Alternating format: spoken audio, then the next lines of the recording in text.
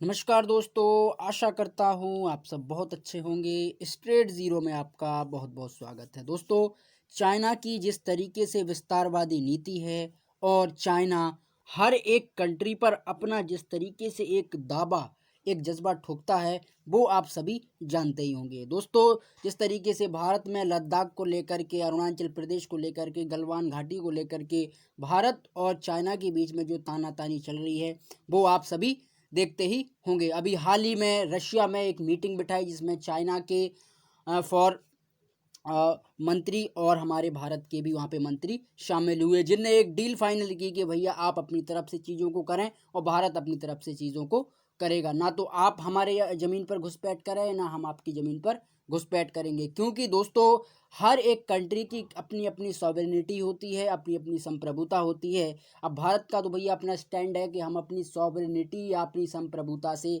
1% भी समझौता नहीं करेंगे, चाहे वो कोई भी देश सामने उसके हो, चाहे वो पाकिस्तान हो या फिर वो चाइना हो।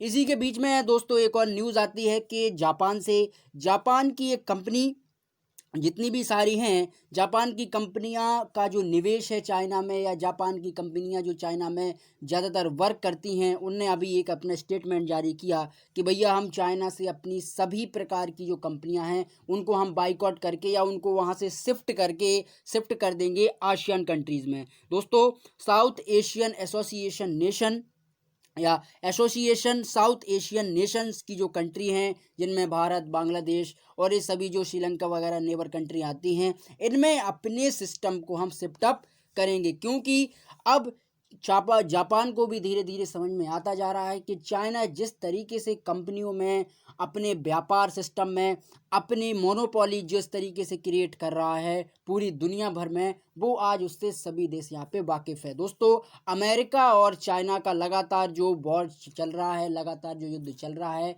चाहे वो कोल्ड वॉर को लेकर हो, ट्रेड वॉर को लेकर हो, या बेसिक तानातानी भी यहाँ पे हो सकती है। और चाइना की तो एक सिंपल भैया पॉलिसी है कि वो चाइना पीछे नहीं हटने वाला। जिस तरीके से आप देखते होंगे कि हांगकांग में चाइना ने अपना कब्जा जमा रखा है, एंड अदर जो नेबर कंट्री हैं, साउथ अफ्रीका में चाइना अपना कब्जा जमा रखा है, एंड जो हम्बनटोटा पोर्ट है फॉर श्रीलंका, वहाँ पे भी चाइना अपना धीरे धीरे धीरे उसको कब्जाता जा रहा है। वैसे ही हमारा पड़ोसी पाकिस्तान, वहाँ पे भी जो ग्वादर पोर्ट है, इस तरीके से वहाँ पे भी चाइना अपना सिस्टम अप्लाई करता जा रहा है। तो वैसे एक बात मैं आपको बता दूं दोस्तों कि चाइना के ऊपर बहुत सी सारी कंट्रियों का यहाँ पे निवेश है, चाहे वो अमेरिका ही क्यों ना हो, या वो इटली क्यों ना हो, या फिर वो जापान, फ्रांस, या ब्रिटेन, जो बड़े बड़े महाशक्ति देश हैं, रशिया भी उसमें इंक्लूड है। तो इन सभी कंट्रियों का कहीं ना कहीं कुछ कुछ यहाँ पे निवेश है चाइना में। क्योंकि सभी जानते हैं कि चाइना जो मैन्युफैक्चरिंग के मामले में, या चाइना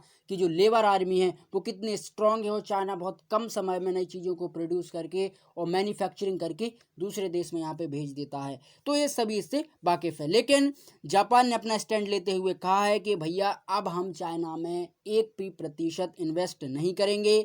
अपना स्टैंड हम लेते हैं कि हम अपना सारा सिस्टम वहाँ से बैकआउट करके जो एशियन कंट्रीज़ हैं, आशियन कंट्रीज़ हैं, उनमें हम शिफ्ट अप करेंगे। जिनमें फॉर दैट कि जापान का ज़्यादातर जो रुझान है वो यहाँ पे अपने देश भारत को लेकर के, और ज़्यादातर रुझान यहाँ पे बांग्लादेश को लेकर के है। क्योंकि आप सभी जानते हैं कि मोदी साहब और शिंजो आबे के बीच में कितनी अच्छी बॉन्डिंग है, कितने अच्छे लोग दोनों दोस्त हैं। अभी आपने सुना होगा कि शिंजो आबे जी की कुछ तबीयत यहाँ पे डाउन हुई थी, तब मोदी साहब ने उनको किस तरीके से उन्हें अप्रिशिएट किया, या किस तरीके से उनको सहानुभूति उनके अंदर जताई। तो जापान का एक कहना है कि भैया हमारे जो सिस्टम के लिए अगर हम सेकंड राउंड एप्लीकेशन अप्लाई करते हैं, तो उसमें अगर हम कहीं पर भी प्रोजेक्ट डालेंगे तो वो प्रोजेक्ट का मैन्युफैक्चरिंग सिस्टम यहाँ पे इंडिया काफ़ी बेहतर हो सकता है, और काफ़ी बेहतर यहाँ पे बांग्लादेश भी हो सकता है। क्योंकि इंडिया और बांग्लादेश के पास, दोनों देश के पास एक डेमोक्रेसी है, और दोनों देश के पास एक लेबर जो आर्मी है वो काफ़ी ज़्यादा है। लेबर का जो बेस है वो काफ़ी अधिक है, जिससे किसी भी सिस्टम को, मैन्युफैक्चरिंग हब को हम एक लार्ज लेवल पर उसको प्रोड्यूस कर सकते हैं, एक एक्सट्रीम लेवल पर उसको हम बना सकते हैं। इसमें आप देख रहे होंगे कि शिंजो अबे और मोदी जी के बीच में कितनी अच्छी यहाँ पे बॉन्डिंग हो रही है। दोस्तों इसी के बीच में जापान का ये कहना है कि जो एलोकेटेड 23.5 बिलियंस का यहाँ पे सपोर्ट करेगा for in this company manufacturing, और एशियन कंट्री में 23.5 बिलियन का जो इन्वेस्ट करेगा जापान, वो काफ़ी यहाँ पे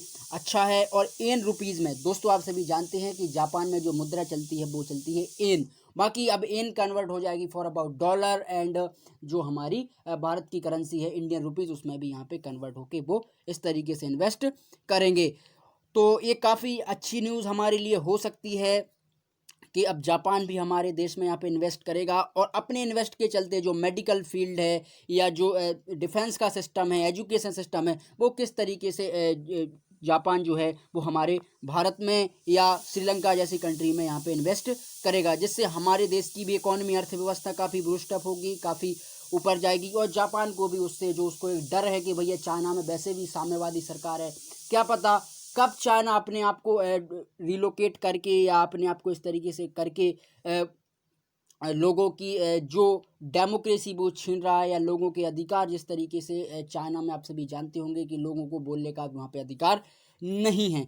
तो इसी को बेस को लेकर के कुछ कंपनियां जैसे जापान, मलेशिया, ऐसी जो कंपनियां हैं वो डर रहे हैं कि भैया कल के दिन हमारे यहाँ पे ना कुछ हो जाए। इसका एक उदाहरण भी देखने को उन लोगों को मिला है, चूँकि आप सभी जानते हैं कि ऑस्ट्रेलिया का जो इन्वेस्ट था फॉर अबाउट चाइना, तो ऑस्ट्रेलिया ने माफ़ कीजिएगा चाइना ने ऑस्ट्रेलिया को यहाँ पे अपने देश से निकाल दिया है। उसकी जो कंपनी है, स्टील हब माना जाता है फॉर अबाउट ऑस्ट्रेलिया, तो चाइना ने ऑस्ट्रेलिया से अपने संबंध ऑलमोस्ट ख़त्म कर दिए हैं। उसका मेन रीज़न एक ही है दोस्तों कि ऑस्ट्रेलिया ने भारत के यहाँ पे पक्ष लिया था।